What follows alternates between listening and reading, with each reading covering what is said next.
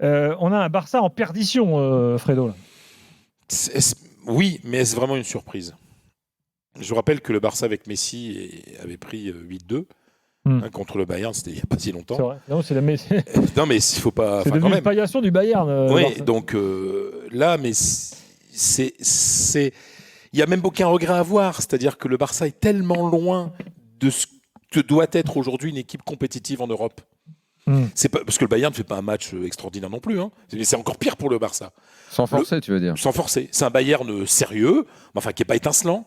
C'est sûr qu'à un moment sur le terrain, il y avait des joueurs, si tu ne suis pas le foot de près, tu dis mais qui sont ces joueurs qui jouent au Barça quoi. Pour moi, c'est la bonne nouvelle. Tout le monde est en mesure de porter le maillot finalement. La bonne nouvelle, c'est que Koeman a tout à fait conscience que les joueurs actuels supposés être titulaires sont soit des joueurs has-been, ou soit des joueurs trop moyens.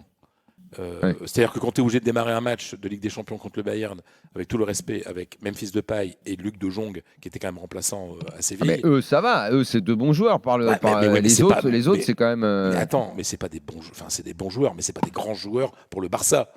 Enfin, excuse-moi, Luc de Jong, pour remplaçant à Séville, il est titulaire au Barça en Ligue des Champions contre le Bayern. Premier match de la phase de groupe.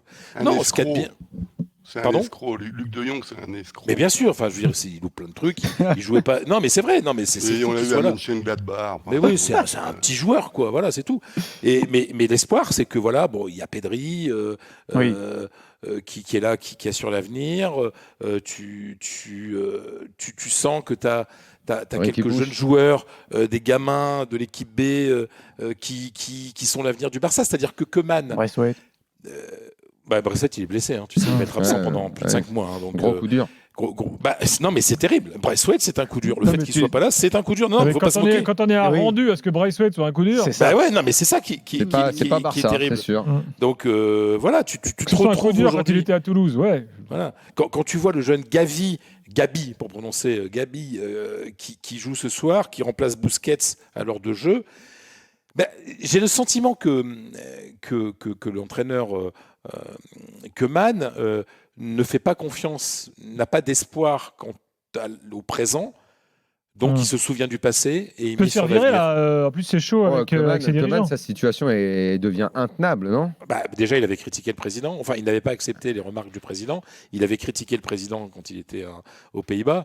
Mais après, le problème du Barça, c'est que moi, je parlais principalement de ça. Je veux dire, un entraîneur qui cartonne son président comme ça, même si le président est fragilisé parce que le club va pas bien en ce moment. Oui, mais derrière, tu prends une tarte en Ligue des Champions. Oui.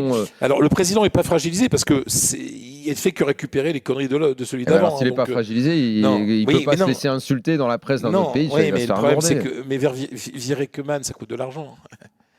Non, mais le Barça, il en est là. Le Barça n'a pas d'argent pour faire pour donner des indemnités de licenciement, quoi. C'est ça le problème aussi, c'est que la situation est terrible. Mais moi, je suis pas si surpris que ça.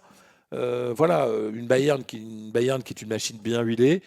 Le Barça est une équipe vraiment en transition, avec plein de problèmes internes, avec des blessures.